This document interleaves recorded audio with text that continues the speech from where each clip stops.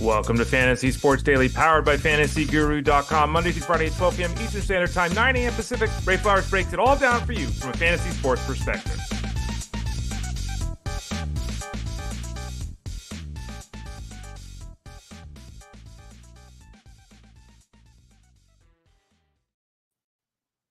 Hey there, everyone. Ray Flowers of FantasyGuru.com. Hope you're doing well today.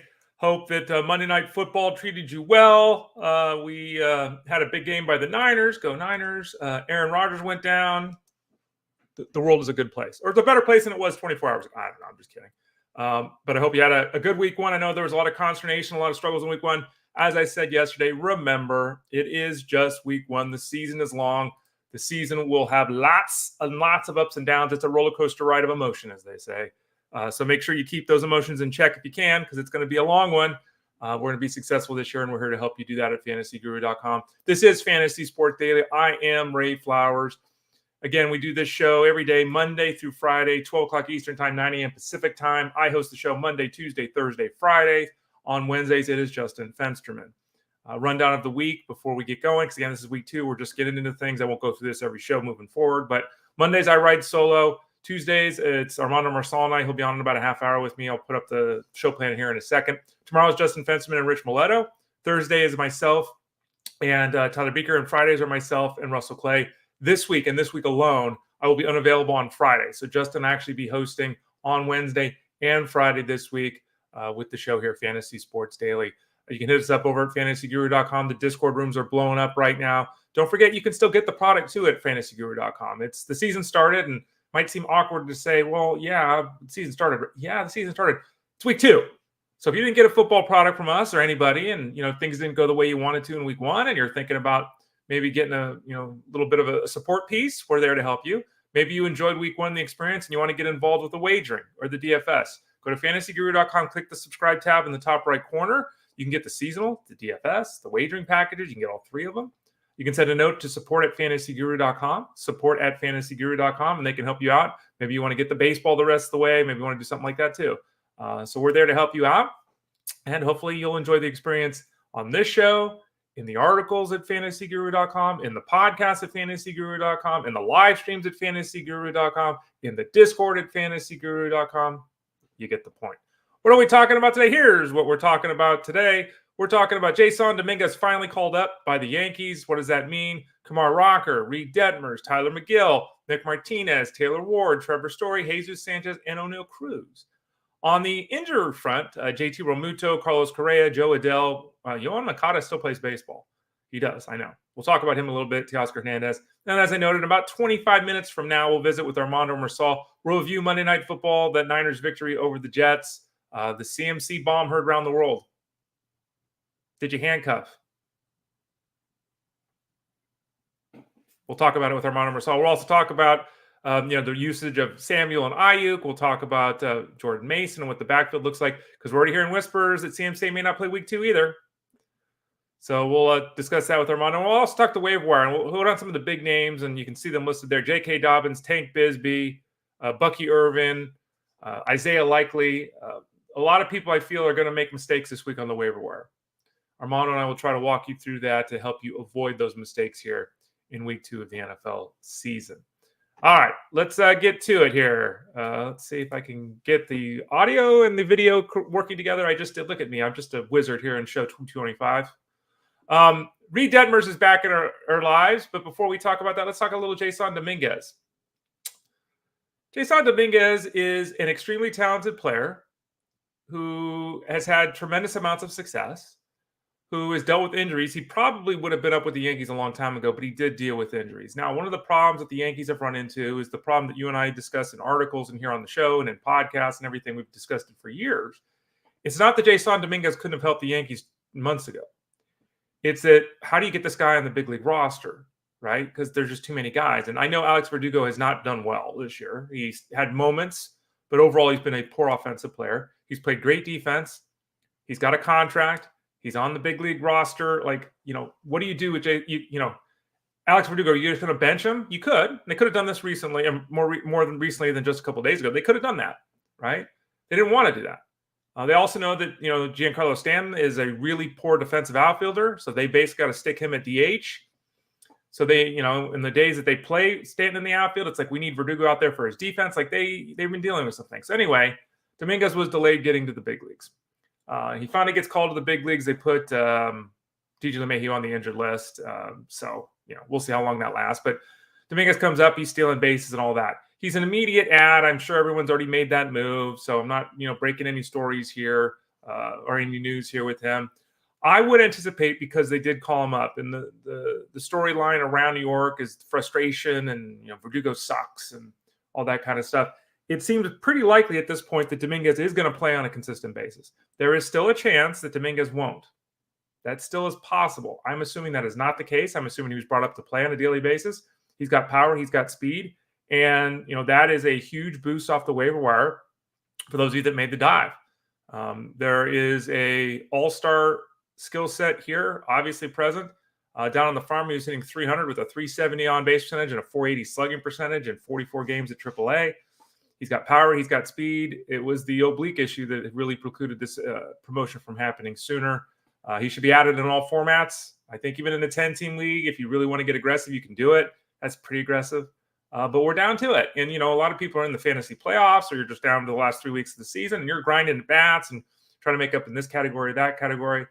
There are not many guys you have the opportunity to add who could be 2020 performers. Jasson Dominguez is that type of a player. There you go. Kumar Rocker has had a very winding path to get here. And great news for him. He's going to start Thursday against the Mariners in Seattle. That's one of the best places in baseball to make your debut. Obviously, you pitch in Seattle. It's the best place in baseball to pitch. The lights, the cameras of the community, the world aren't really on you in Seattle for the most part. So he'll get out there. It was supposed to be Jack Leiter's turn. So what happens to Jack Leiter? We don't know. Is he going to, be a piggyback starter? He's going to come in after Rocker. We're still waiting to see. And, like yesterday morning, the Blue Jays changed their starting rotation, their starter for the day. It was supposed to be Chris Bassett. They backed him up a day. It's going to be a mess the rest of the way. We all know that. So right now, what we do know, though, is Rocker is going to be starting. This is a great comeback from injury and everything that he has dealt with his arms. Was he the 10th pick in the country, something like that? He made 7 starts or made 7 appearances down at the AAA level, double and AAA level, this year. ERA was 0.9. He had a 11-1 strikeout to walk ratio. He was terrific. 47 strikeouts in 29 innings. He hasn't thrown more than 72 pitches in a game. Okay, so even if he's effective in his first start on Thursday, is he going to be able to go 5 innings? Open question. So again, this is another one of those scenarios. It could be Rocker for 4, it could be Leiter for 4, and then a bullpen, right? That could be what they're thinking. Hopefully we'll get some clarification. Here it is, just Tuesday morning. Hopefully we'll get some clarification on that. But Rocker will be making his debut. For those of you in dynasty leagues, if he's on the waiver wire, make a move. I'm in a dynasty league where the dynasty provider didn't have him in the database. I've checked him out. I've been checking him the last 2 weeks. I don't know how a provider doesn't have a first-round draft pick who now is on the cusp of making his big league appearance, doesn't have him in the database. I don't know how that's possible, but there you go. So I'll not have to battle the rest of my league mates on the weekend to get him on my roster. Thanks, provider. But anyway, Rocker is going to be in action Thursday.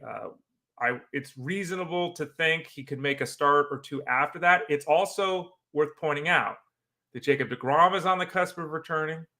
Max Scherzer's on the cusp of returning.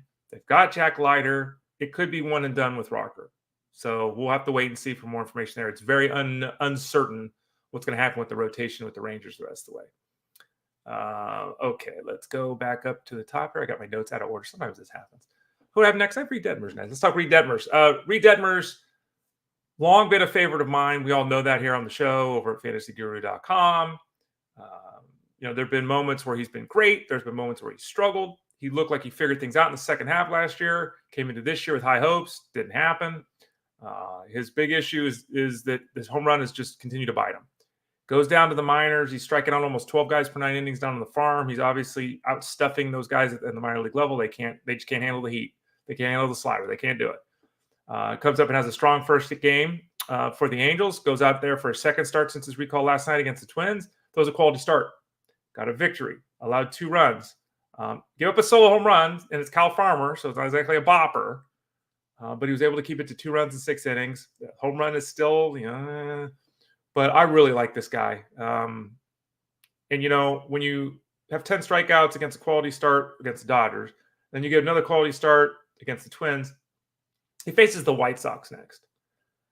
I don't know how many people have Detmers available in their league still. I'm going to assume that in all the leagues he was available, he was added yesterday. We talked about him on the show yesterday when we went through the FAB and the leagues I'm in. So I think it's very difficult to say, oh, that guy's on the waiver wire now, because he should have been added yesterday.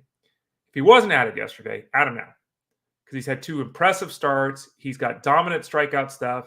He's set to face the White Sox on Monday. Depending upon what the Angels do, he could make 2 starts next week. Might just be 1, but he's set to face the White Sox. White Sox could change. I mean, the Angels could change their pitching order, all of that.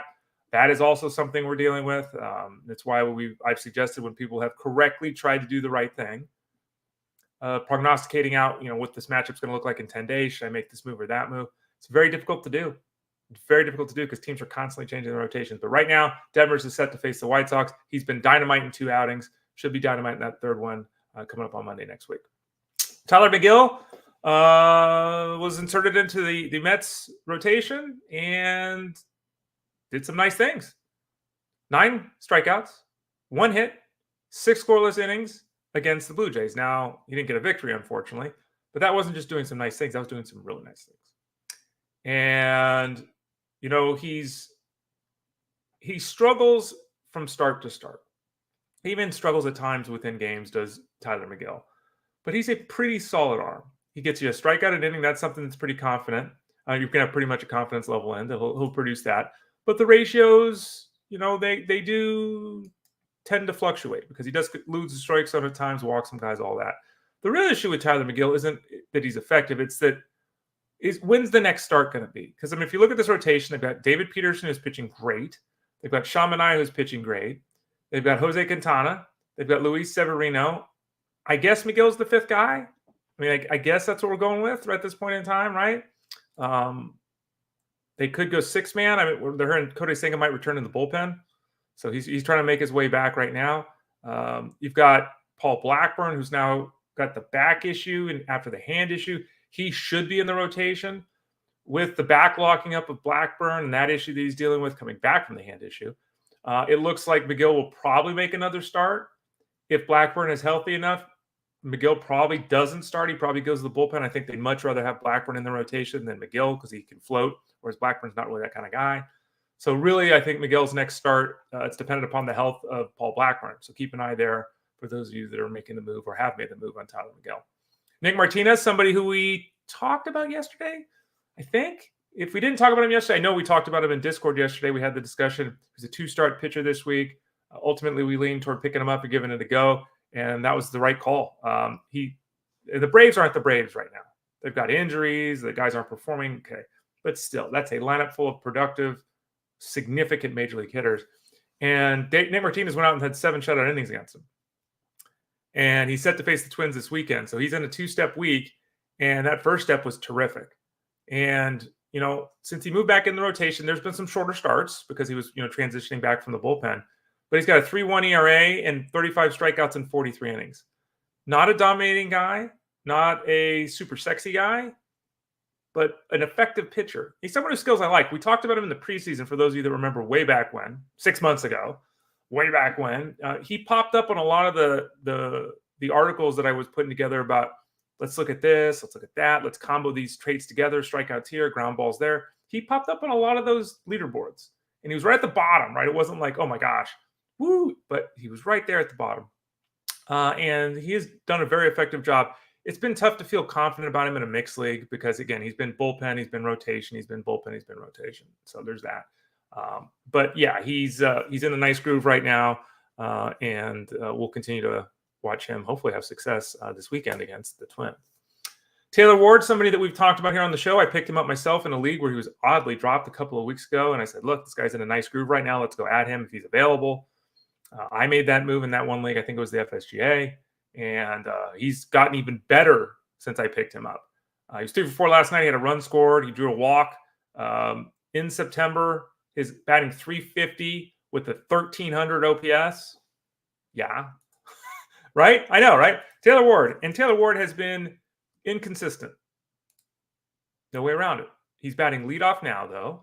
He's at 250, 22, 65, 65, which is, pretty good. It's not great, but it's pretty good.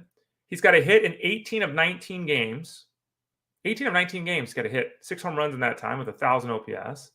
And if you look at him since August 9th, which is basically the last time he was out of the lineup, he's played 29 games. So over the last month.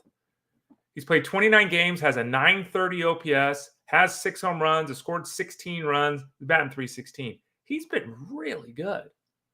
And there hasn't been a lot of stupendous run production because the Angels aren't very good. 10 RBIs in 29 games. When you have a 930 OPS, even if you're hitting leadoff, that's pretty bad. Not his fault, though, because, again, he's hitting 300, 360, 570. He doesn't run. He's only got 1 steal the last month, but his bat is alive. He's been very consistent from outing to outing. If you look at 5 of his last 6 starts, he's had like a walk and a hit in the same game. Like, he's doing really nice things at the top of the order for the Angels. I just wanted to put it out there because, again, his overall numbers aren't very good. He's not sexy. But the numbers right now look very similar to where he was at in 2022 minus the batting average. He had 280 that year. He's only at 250 this year, which is obviously a significant difference. But he's rocking and rolling right now and should not be on the waiver wire. If he is, rectify that scenario quickly. Trevor Story came back, and Trevor Story stole 2 bases last night. And we've talked about Story and, what the expectations should be. And I think, frankly, at this point in time, the expectations of Trevor Story are there's no expectations that are reasonable. I'll just put it that way. The fact is that Story is a 2020 talent coming back off months of inactivity with injury, and he's got holes in his game. And even when he's going well, there's the 10 days where he's there's the 10 days where he hits 4 home runs and steals 4 bases, right? And he's the MVP of the week and all that kind of stuff. And then there's a month of time where he hits 197 and has a 36% strikeout rate. So you take the good and the bad because at the end, the production is there. We run that risk on that short time frame because, again, we've got about 3 weeks left here in the season. So we're running that risk here with that short time frame. He's come back, and I think the most heartening aspect of what we're seeing here is that he's on the base paths. He's running. So physically, he must feel in a pretty good spot because he could easily come back and, just say, I'm going to hit and play some decent defense. But the fact that he's running is very heartening. So I'm thinking he's going to try to make an aggressive push here down the stretch. It seems that's going to be the case. Again, the bat is about as streaky as it gets. But when he is hot, he gets about as hot as anyone in the game, too. Trevor Story, I'm willing to take that dive if he's on the waiver wire right now. Give it a shot, give it a look.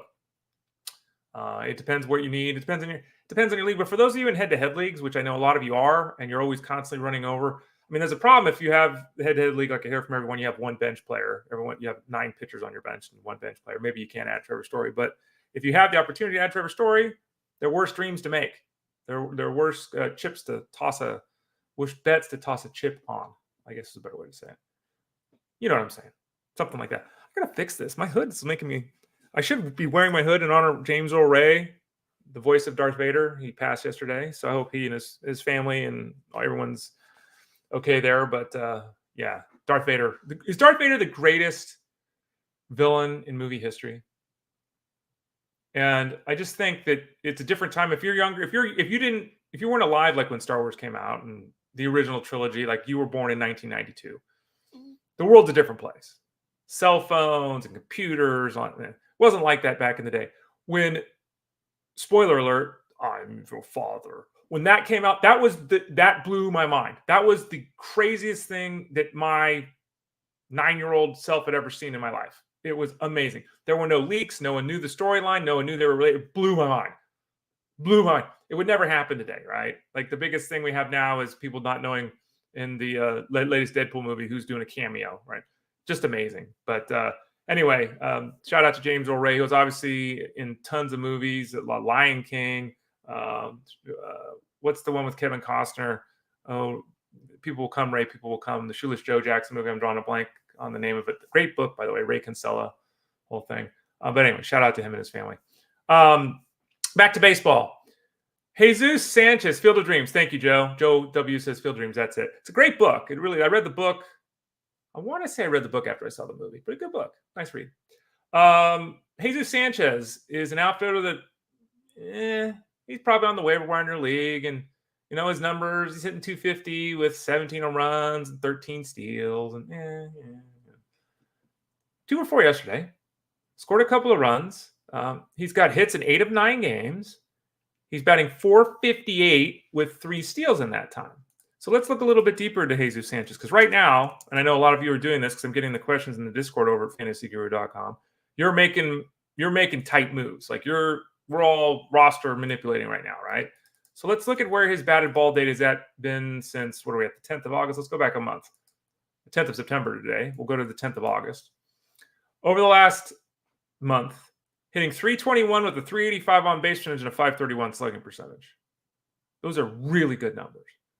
Now, he's also got 14 runs scored and 17 RBIs in 25 games, so he's giving you the category production. The walk rate is 10%, which is nice. Strikeout rate is 25%, which is doable, right? It's a little high, but we can live with that, no problem. Let's look at the batted ball data. Exit velocity is 91 miles an hour. Barrel rate's 14%. Hard hit rate's 48%. It's not bad. Like, this is a month of action from Jesus Sanchez where he's not only usable in a 15-team league or a 12-team league, he's been usable in a 10-team league.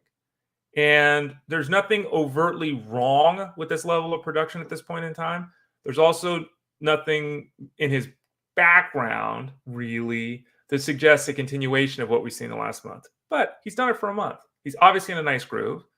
He's found his game in 2024, if you will.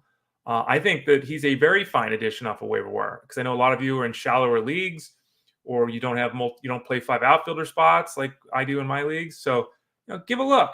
I think that he's a talented player who's had some success here. And if you look at the batting order of late, he's basically hit 3rd or 4th for Miami for about a month. Basically, this time frame we're talking about, he's basically hitting 3rd or 4th every night. And they've got Xavier Edwards, they've got Mr. Berger. It's not a deep or impressive lineup, but he's right in the middle of it. And the numbers are pretty good here. And in fact, the numbers actually, it's interesting. His batted ball data is down a little bit for the season. He's got a 93-mile-an-hour exit velocity. He hits the ball very hard this season. Not a high launch angle guy, which is why he's only got 17 runs, but in a nice groove. And really, Jesus Sanchez, we haven't talked about at all. Absolutely someone who should be in consideration. He's in that Taylor Ward zone, guys that you consider picking up right now for a boost. Oneil Cruz went 1 for 4 last night with the home run. I wanted to bring him up again because as uneven as this season has been, and there's no doubt it's been uneven. And there's been moments where he's blazing. There's been moments where he's cold. That's going to happen when you strike out as much as he does. He's got that 31% strikeout rate. Now, granted, that's better than the 35% it was in 2022 in limited work, 87 games. So a little bit of improvement there. But he's got 19 home runs and 21 steals. He's going to go 20-20 this year. He's got 70 RBIs, 64 runs scored. So he's going to go 20-20, 70-70. He's hitting 269. Like, this is actually going to end up being a pretty good year. And it might be, it might be like disappointing, which I can understand on some level. But he doesn't turn 26 until next month. And this is his first season he's ever had of 90 games in the big leagues. And last year he missed the season, basically the entire season because of injury. Your first full season in the big leagues, you go 260, 20, 20, 70, 70. That's some really nice things here. His batted ball data is insane. He's got a 96-mile-an-hour exit velocity, which is elite. 55% hard hit ball rate, which is elite. 16% barrel rate, which is elite. Got a decent 10% launch angle, which I don't mind. Dude hits the ball almost as hard as anyone in the game, not named Aaron Judge. And you see this all the time, 115 miles an hour exit velocity, 450-foot home runs. He's a beast. And he's 1 home run away from going 2020. Some injury issues. Let's talk about the situation with JT Realmuto. He's got the knee issue, not going to the injury list, at least at this point in time. Now, remember, the Phillies did this same thing with the hand issue with Alec Bohm, which is really frustrating. Bohm was fine. He wasn't going to the injury list. They waited like 6 days. They put him on the injury list. Realmuto hasn't started in days. They was expected back basically today or tomorrow. Now they're saying the knee contusion is probably going to keep him out until the weekend. This is another scenario where really they should have put him on the injured list. I don't know why they didn't. Garrett Stubbs is basically starting in his place. Realmuto had been a little bit better offensively, so this comes at a bad time. But right now, Realmuto, we're just in a waiting game. And, I can't tell someone to drop Realmuto, but if you're in a head-to-head league and he's out until the weekend, with the chance that they do put him on the injured list, because again, they just did this exact same thing with Alec Bohm, you got to make a move of some kind. Now, whatever that is, that's up to you to determine. If you want to ask me questions over in Discord at fantasyguru.com, happy to help you out there. But a little distressing that he's not available right now with that knee issue. Carlos Correa, who's been out forever with the plantar fascia situation, the reports are that he's been doing sprinting. 3 of the last 4 days he's run. They're very encouraged, are the Twins, by where he's at physically. Fully expect him to be back by the time before the season's over. Does that amount to anything in the fantasy space? You know, he's got to go. He's going to have to go on an injury rehab stint. He's missed about 2 months with the plantar fasciitis. And again, this is one of those injuries that rest is really what you do. And, you know, for some guys, it's 6 weeks. Some guys, it's 3 months. I mean, sounds like he's getting close. Maybe he's back by next weekend.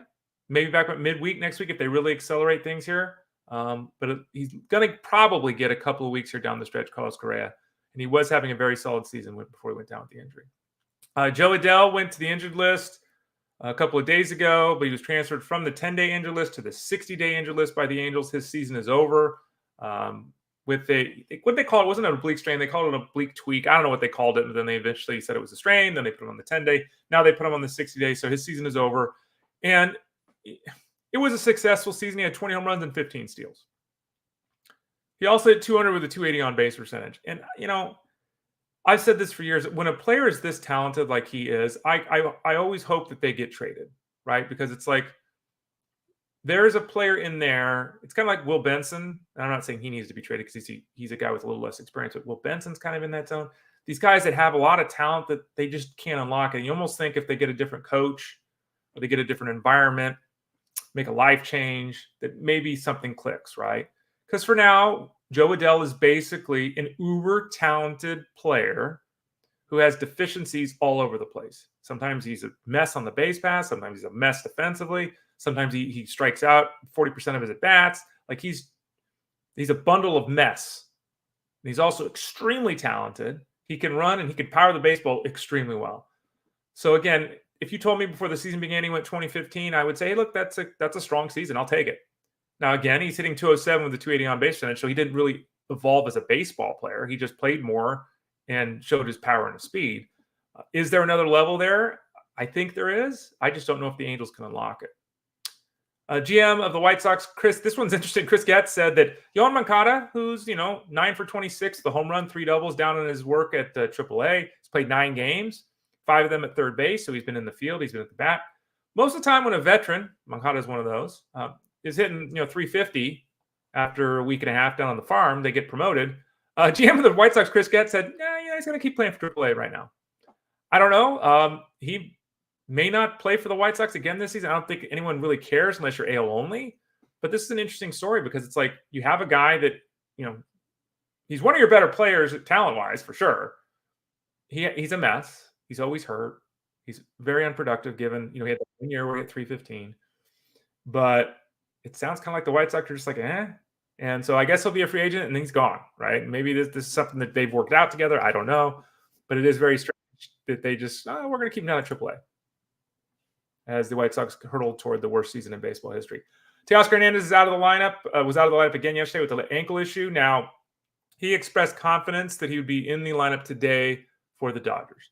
So for those of you that have been without Teoscar Hernandez for a couple of days, the reports are that he will be back in the lineup tonight. We'll obviously wait to see if that's the case. No reason to think it won't be at this point. The Dodgers obviously got all these weapons. I mean, that is a team that if they can get and stay healthy, which has been a big issue this year, especially on the pitching side of things. If the Dodgers can get and stay healthy, we know that ain't nobody going to want to face them in the playoffs. So look for Teoscar Hernandez to return to action tonight.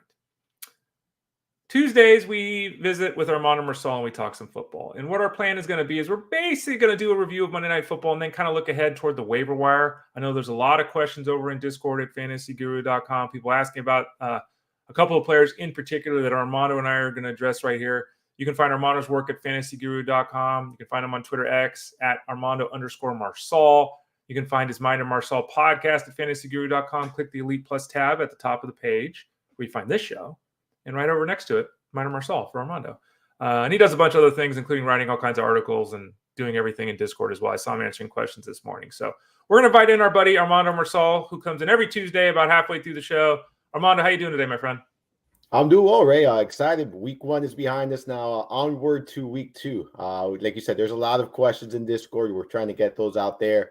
A lot to obviously unfold and unpack from here from week 1. A lot of it. And like we discussed last week, we're kind of going to do a review of Monday Night Football and then kind of hit those waiver wires hard. So before we get to the waiver wire, let's talk about last night and CMC Gate.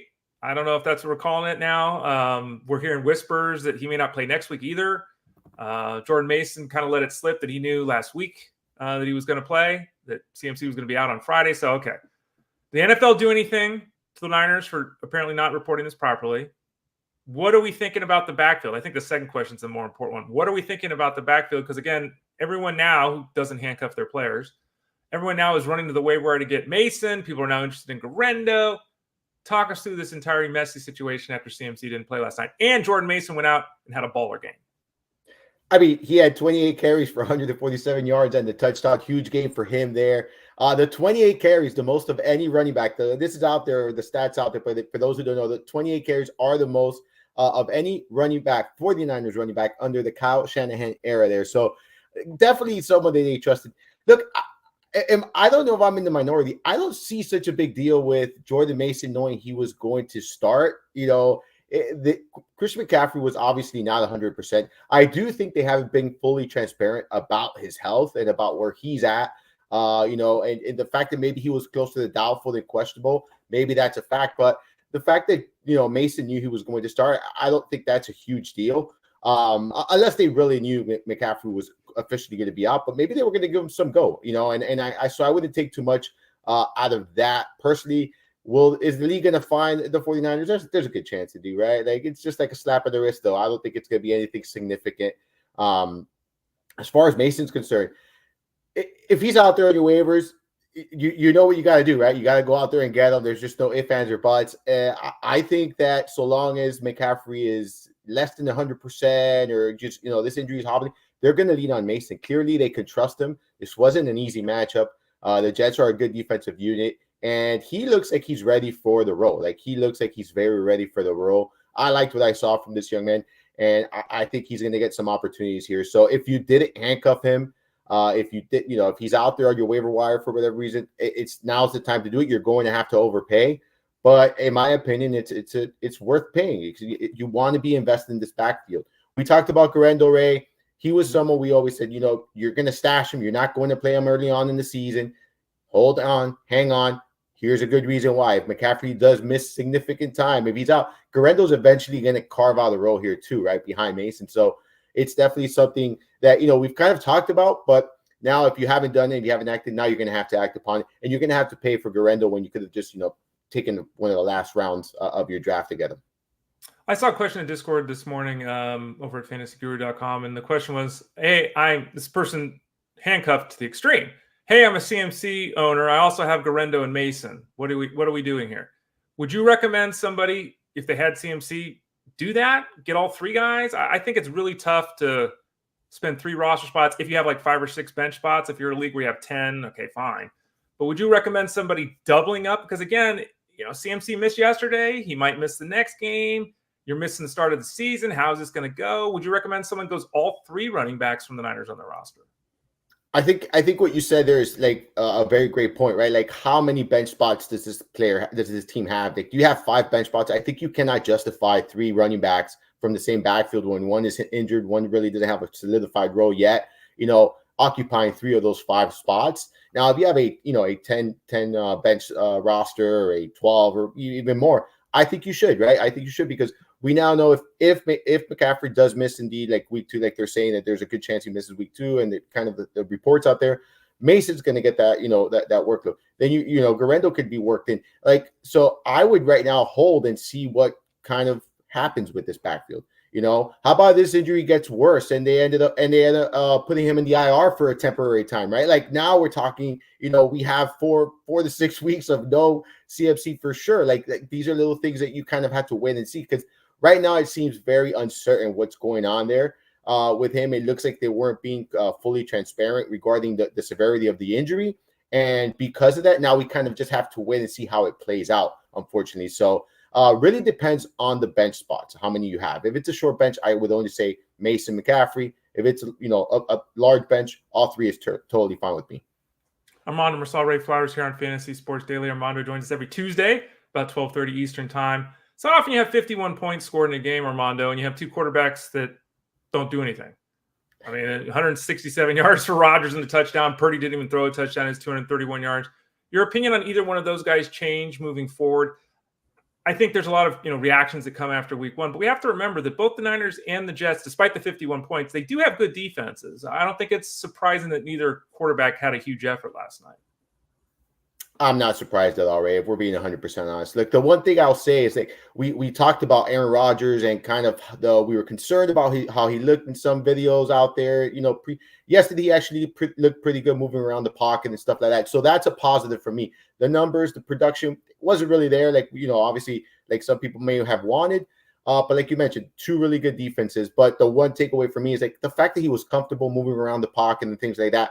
That is optimism. For me, it's optimism moving forward with Aaron Rodgers and what to expect from him, because I was genuinely concerned about his movement and what he was going to be able to do. So that is a takeaway. But no, the fact that they struggled, the fact that Brandon Aiyuk struggled too, I'm not too concerned. These are two really good defenses. That Jets secondary is really, really good. So I'm not surprised. I mean, Deebo Samuel scored his touchdown rushing. So it wasn't a receiving touchdown. They struggled. They struggled in the air. 8 rushes, by the way, for Deebo Samuel, who's only listed as a wide receiver, even though he is a running back. Had to say it. Sorry, Taysom Hill. He actually is a running back. It's not the waiver wire section yet, but I'll cheat and ask. Aaron Rodgers returns. His homeboy, not Randall Cobb because he's no longer around. His homeboy, Allen Lazard, 6 catches, 89 yards, and 2 touchdowns. We run to the waiver wire here or what? So Mike Williams played 9 snaps and ran 6 routes. I think they're going to work him slowly. So I do think that there is value here for Lazard early on. Problem is, if you're looking long term, I wouldn't overinvest in Lazard, but he's not someone that really is standing out in a lot of waiver wires. So listen, I think if you have a deep bench, I think, and you want receiver depth, I think you could bid, I would say 2 to 4%, I think is reasonable. You might have to be a little bit more aggressive in your league if you have Jets fans or whatnot, but I think 2 to 4% is reasonable, because I think that there is going to be opportunities early on until Mike Williams is worked up, until his full allotment of snaps. Armando Marcel Flowers here. Let's talk a little bit about the waiver wire here, and there's a couple of big names, Armando. Let's start out with the first one that is the furthest one away from us because it was the first game. Isaiah Likely. And the questions were coming in this morning and everything. It's okay, I think we talked about this a week ago, but let's talk about it again. Isaiah Likely has a huge game. Mark Andrews does nothing. Everyone's had time to think about it. Everyone's getting more and more excited about Isaiah Likely. People are going to be spending significant. They're not going to be spending 2 to 5% to add Isaiah Likely. They're going to be spending 25% of their budget. They're going to do that. People that have Mark Andrews are not dropping Mark Andrews, but they're bidding on Isaiah Likely. They're all in on carrying 2 tight ends from the same team. Okay. Who is Isaiah Likely in 2024? And what percentage of fab do you spend on Isaiah Likely? Because to me, Isaiah Likely could be tight end 8 to 12. Sure. He might be tight end 14. I don't see him being a top 5 tight end. So why am I going to pay 20% to get that when I can spend 4% and get Hayden Hurst? Yeah, I couldn't agree more. I'm not going to go out there and blow my entire fab on Isaiah. That's just not going to happen here. Look, there are a couple things. Number one, the Ravens did run a lot of 12 personnel, right? So they got both Andrews and Likely on the field a lot. That's number one. That is something we could see here this year. But to expect him to play at that level each and every week, no. Look, he was in a lot of 11 personnel as well. I have the numbers here. So Likely played in 9 snaps in 11 personnel. Andrews played in 11. That's not something we saw a lot last year. When you looked at it last year, Andrews in there about 90% of the time when fully healthy. So this is something new that we're seeing. But it's only 1 week, right? It's only 1 week. And then there's another thing. The Ravens threw it 41 times. Okay. Last year they averaged 29.6 pass attempts per game. We're not going to see Lamar Jackson throwing it 41 times each and every week, in my opinion, right? I think this is an outlier situation. I've been asked a lot about, I have Evan Ingram. Should I pick up Likely? No, I will waste zero fab on Isaiah Likely if I own Evan Ingram. Zero fab. Why are we doing that? Because of 1 week? No, I'm not going to do that, right? I think if you're hurting at the tight end position, I think if it's a tight end premium league, okay, you could be a little bit aggressive. If you're looking for a tight end upside, if Andrews goes down, I still view it that way. If Andrews goes down, sure. But if you're looking for him to start and plug in over one of your starters right now, there's really no need to waste any fab when you have Ingram. Look, a lot of those tight ends struggled, right? Like a lot of them struggled. Like they often do. Like Kelsey, Mark Edge, like Laporte, everyone struggled. Like it's okay. It's okay. It's just 1 week. Don't overreact. Don't overpay. I do think we always said it. He's a good stash. I don't expect these kind of numbers each and every week. I do maybe expect him to be a little bit more involved, but I don't think, like you said, he's going to be a top 5 tight end and just completely overtake Mark Andrews here this season. There's a bunch of names, but I think the other big name, if it's not Jordan Mason, who we already discussed, is J.K. Dobbins. Yes. And this one's interesting because I've said this, Jeff Mans has said this. Dobbins will probably start out well, and then he's going to get hurt in week 5. Like Dobbins has had a ton of injuries to his lower body. Did he look good in week 1? Yeah. Did he also run out of steam about 45 yards into a 60-yard run, look like he was going to fall over? Yeah. I don't know if any people saw that. Or he had a hitch in his – all of a sudden he hit about 45 yards and he looked great. The numbers are great, all that kind of stuff. So now the question becomes, and I saw this multiple times in Discord too, I have number 1 waiver party. Do I spend it? How much fab do I spend? Do I drop Kamani Vidal? Talk to us through this backfield situation with the Chiefs, because you know how it goes. People look at the numbers. The numbers are great for Dobbins. They're going to spend a lot to get him this week on the waiver wire. It's always going to go down to roster context, right? And I feel like that's one of the most important things when you're asking these kind of questions in regards to who you should be picking up, what you should be doing with your roster. I looked at it. So J.K. Dobbins played 33 snaps. Gus Edwards played 24 snaps, right? So he played more snaps. He had more opportunities as well than Edwards did. He looked better by far. He did look like the better running back. Very, like you mentioned, like he broke off some big runs, but he slowed down in some of those. So I think for now, he is going to be the guy that they utilize, but they are going to use they're going to use multiple backs here. Gus Edwards is not going to go nowhere. They're going to use him as well. There's going to be weeks that maybe Edwards gets a couple of more opportunities and maybe plays a few more snaps than Dobbins. I do think that that's still very possible here moving forward, despite how good Dobbins looked week 1. I'm still looking at this as a committee, right? And it's, do you want to be invested in a committee? And if you do, by all means, go and get him. If you need production right now, if you don't have a running back or you went with the 0 RB and you're looking for production, Dobbins makes a lot of sense. He makes, go out there, spend the fab, waste your waiver one priority. But if you have, 3-4 viable running backs, you don't need to waste that number 1 priority on him. Like, you don't need to go and blow a ton of fab on him. And that's just the way I look at it. As far as Vidal is concerned, this is the way you got this. Again, I answered this question yesterday. I told, without roster, if you're looking for someone to stash on your bench, they already had Edwards and Vidal. If you're looking for someone to stash, leave Vidal on your bench. If you want to lock in the current Baltimore Ravens backfield, like the one right now, this week 1 and 2, get Dobbins, drop Vidal, and now you have Edwards and Dobbins. But you're going to be choosing each and every week between a running back by committee, right? You're going to have to choose, is it Edwards or is it Dobbins? And I think that's going to be a tough choice that you're putting yourself into each and every week, Ray. So it's all about roster context when it comes to Dobbins. I do think he's a good addition. I do think he's going to have opportunities early on, but I also think he's going to share the workload with Gus Edwards, even moving forward. Tank Bigsby about 3 months ago was a hot name. Like, get this guy behind ETN and everything. Then they started playing and practicing and all that, and everyone's like, Bigsby looks like butt. And then everyone stopped paying attention. Then we get to the draft, and Bigsby was drafted in the 14th round or whatever. Most of the time not by the ETN owner for whatever reason. Well, in week 1, this looks like a committee. Both guys have 12 carries. Bigsby didn't fumble inside the 5-yard line. Bigsby ran for more yards. Now people that don't even have ETN are running out to get Bigsby if he's on the waiver wire. Is it a committee in Jacksonville? And what are your thoughts moving forward to Bigsby and how aggressive we should be this weekend if we're looking at him on waivers? I don't think it's going to be a committee in Jacksonville. I think it's still going to be ETN. I think the fumble was, obviously a huge thing for him, and I think that's really what what helped Bigsby and his opportunities there. He played just 17 snaps. It's ETN played 37, so really outsnapped him there. So I still think this is ETN's backfield. I do believe Bigsby will have some opportunities, though. Like, it's not going to be. I don't think they're going to lean as heavily as on ETN as they did last year.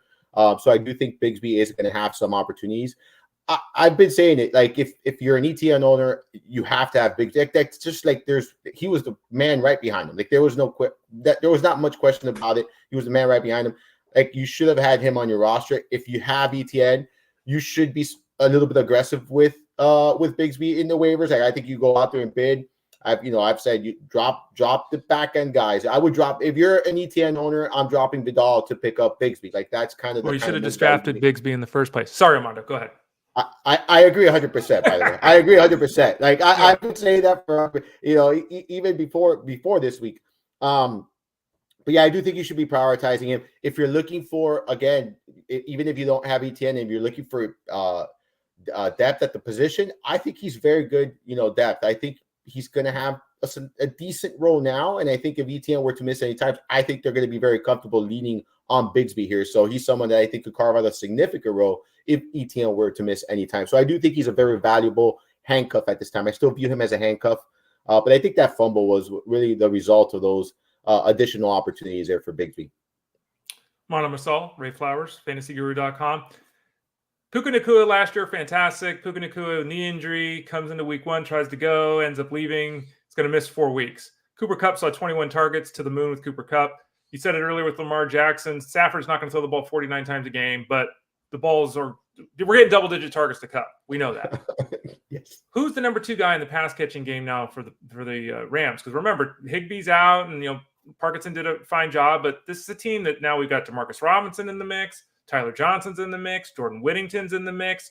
Who amongst these waiver wire Rams are we prioritizing this week, thinking that they have a good chance to take over the role that's been vacated or will be vacated for the next 4 weeks at least, with Puka Nacua going down? For me, it's clear-cut Demarcus Robinson. He played in 72 of the 78 snaps. He was second on amongst wide receivers, 47 routes run. You mentioned the 7 targets. He was someone that, we had discussed as a late-round flyer, back in the summer a few times. And, I think he's going to step up and carve the role. Tyler Johnson, I wouldn't go overspending on him. Like, I would really be very aggressive with Robinson. So, like, if I get this question, I'm going to be very aggressive with Robinson. As far as Johnson or Whittington, I'm just not going to go and overspend on either of these two. I'm just really not. Whittington played 2 snaps. Let's take it easy. But he was so good in camp, Armando. Come on. And he had a great preseason, right? Like, all that stuff. And I'm not saying, but I view him like if you're playing the lottery, right? Like, you maybe you win, but the odds are against you right now. I really would 100% be prioritizing Robinson, though. I do think he's going to carve out a solidified role, and I think he's going to give you a pretty safe floor. He's going to be borderline flex option here for you in the upcoming weeks.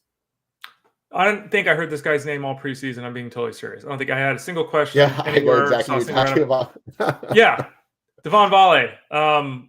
Now, he had 112 targets, and I think his average depth of target was 0.3 yards. Like, it was all underneath stuff for the Broncos. But, it was Cortland Sutton getting all these targets he couldn't catch. And then Vele, like, does this matter? I mean, no one talked about him, but he certainly was a focal point for Bo Nix there in week 1.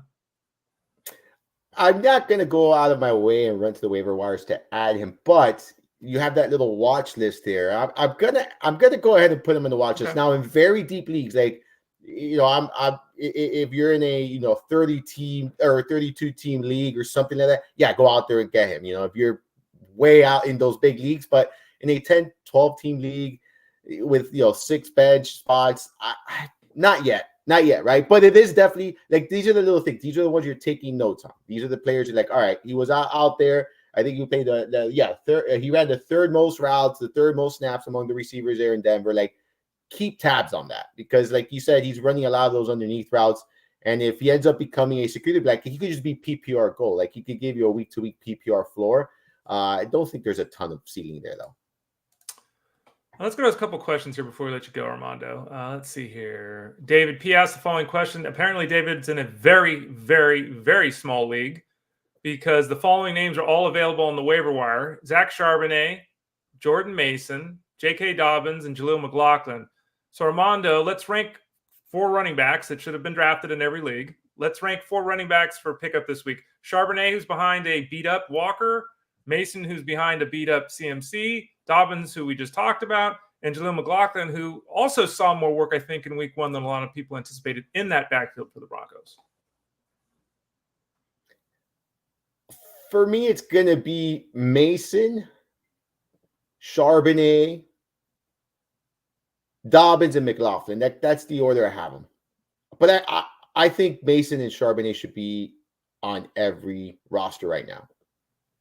Yeah, again, David, I mean, Charbonnet was being drafted in the 10th round, I think. Like, that's really strange that he's available in the waiver wire. I will say it this way. I think that all these guys should have been drafted.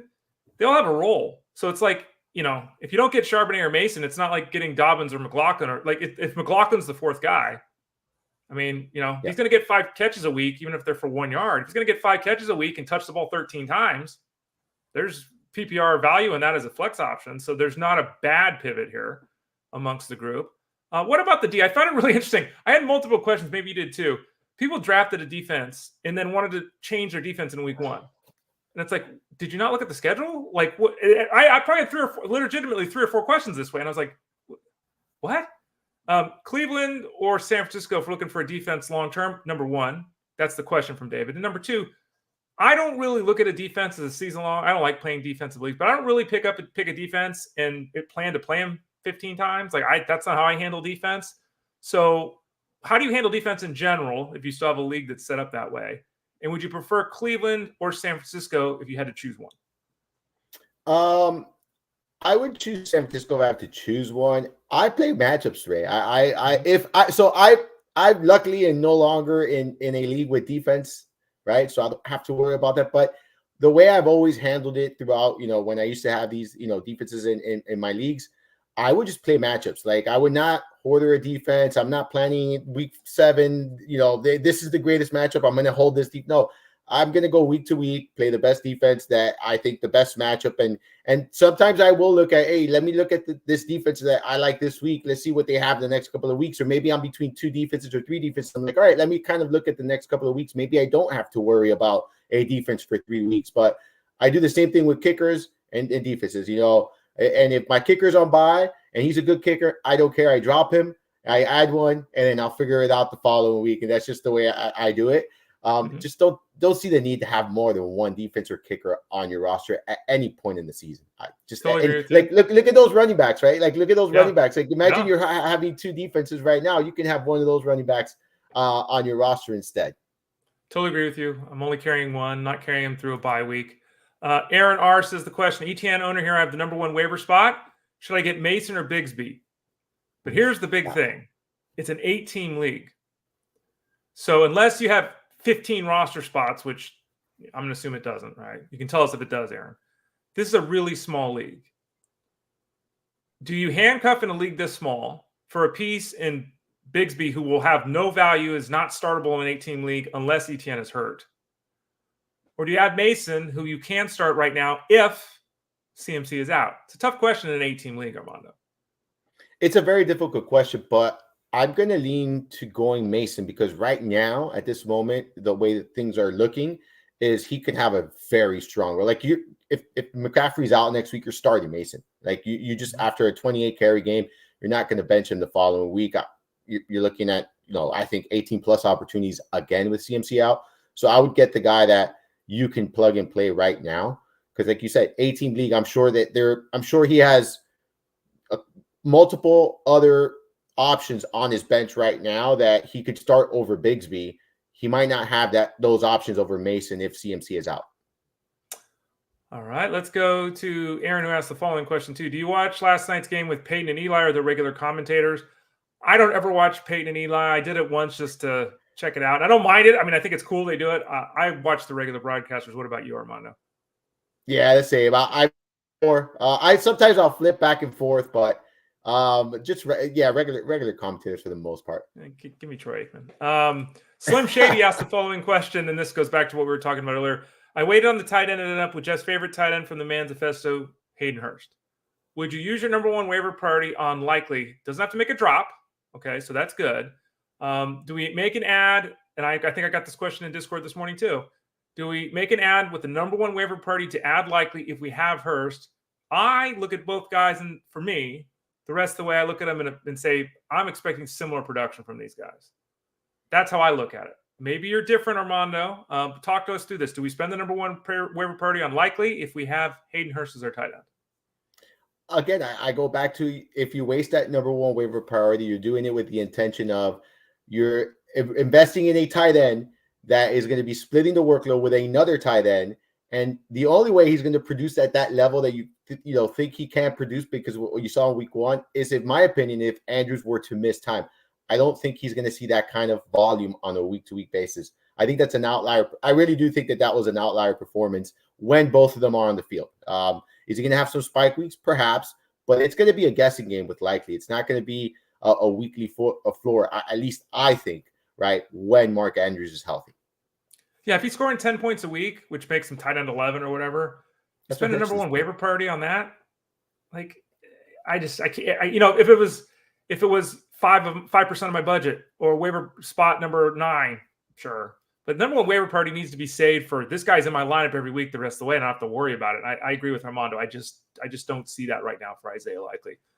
Armando, I got some baseball questions here. I'm sure you don't want to answer those, so we'll let you go here. Maybe you do. I don't know. I know you're. I would be a disservice. Okay. But Armando's with us every Tuesday here. As you can see on the screen there, our packages are still available over at fantasyguru.com. Click the subscribe tab in the top right corner. Get the seasonal, get the DFS, get the wagering. Armando's involved in all of those. He does all the seasonal work. He also writes the the DFS article that comes out. Is it Thursdays or Fridays, Armando? Fridays. His article for DFS comes out, and he's always in Discord and all that. So, and Mind of Marcel podcast. When does that drop, Armando? Yeah, so it's gonna be dropping Thursdays, and I'm gonna be doing one this afternoon as well. So I'm gonna do one today and one on Thursday. So I'll have 2 podcasts this week. I'll be recapping and kind of going over some waivers as well on that podcast. So a lot of information will be on there. Yeah, you go to fantasyguru.com, the Elite Plus tab at the top. You can find Mind of Marcel's podcast and this show as well. Armando, having a hard time talking here. I'm all choked up that you're leaving. Thanks for joining us today. Come on. I know it's going to be another week till we talk. Thanks for joining us today. Have a great week 2, and we'll talk to you again in 7 days. Yep, sounds good, everyone. Take care. All right, that's Armando Marcel of fantasyguru.com. Excuse me for 1 sec. And you might wonder why I'm not using the cough button. The cough button doesn't work on our program here, which is unfortunate. So I apologize for that. A couple of comments before we go. Rubby17, Mike Concho is back. He is 2 touchdowns last night. Mike Concho, our code name for Alan Lazard in the past. Henry V says morning. Greg says morning. Joe Whalen says James Earl Jones, Field of Dreams. We talked about that. Let's see here. Chris F says Darth Vader would be my vote too. Kaiser Susan, Hannibal Lecter would be great choices. Kaiser Susan is a great villain, but he's not like an impactful. Like, to me, a villain is more. Rawr. That's me too. But those are definitely, that's a great movie, Usual Suspects. Let's see here. Rubby17, the Darth Vader scene at the end of Rogue One solidified his number 1 ranking.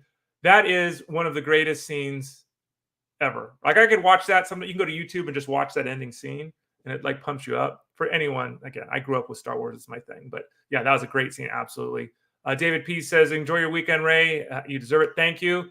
Again, I'll be here tomorrow as well. Friday will be Justin Fensterman. I'll be back on Monday here on the show. Henry V says, Vader's the winner. Yes, he is. I agree with that. James, thoughts on the cameo? Did you laugh or not?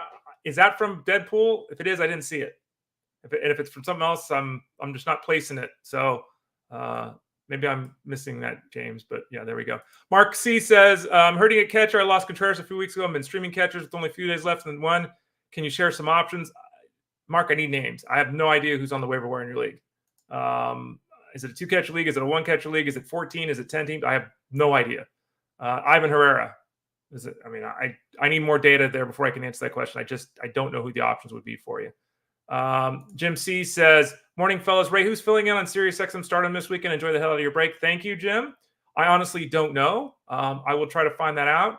I'm on Twitter X every Sunday morning at SiriusXM Fantasy from 10 to 1 Eastern. I'm going to miss 1 week this week. It'll be this weekend. I'll be with you, everyone, from weeks 3 to 18 through the rest of the year. But I honestly don't know, Jim, who the guy is this week or gal. Don't want to be sexist there. I don't know. Don playback on bullish. Can we all talk about MLB DFS lineups you can look at for me? We don't do that on the show here, but if you want to hit me up in Discord, Don, you can obviously do that. You can ask if you want to ask a general question about, hey, how do I put a lineup together? You can do that. If you want to ask about a specific lineup, that's what we have the Discord for over at fantasyguru.com. My article will be posted up there in a couple of hours. I'm writing the Catch Game Breakdown today, as I do every day. Is the Mind of Marcel podcast only available for premium members? No, it is not. It is available. Armando, shake your head there. It is available for everyone, correct? Let's bring Armando. Are you still there? Oh, Armando. I'm pretty sure okay. Armando gives me the thumbs up. It is available for everybody. You don't have to be a premium member. Right, Armando? People can listen to you even if they're not signed up to the site, correct? Yeah. You could Apple, SoundCloud, and then obviously Podbean, and then also let me double check. Spotify is also available on Spotify. Yeah, so we don't ever do that. Second guest appearance. See, that's why I was choked up. I had to bring you back. But yeah, the Mind of Marcel podcast is available for free.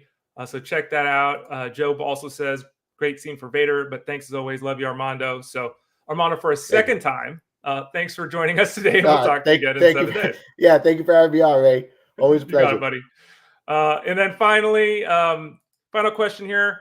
Matt Sykes. Do I drop Gus Vidal to handcuff Walker ETN? I'm usually a diehard handcuff guy, but ran into the problems with the smaller league.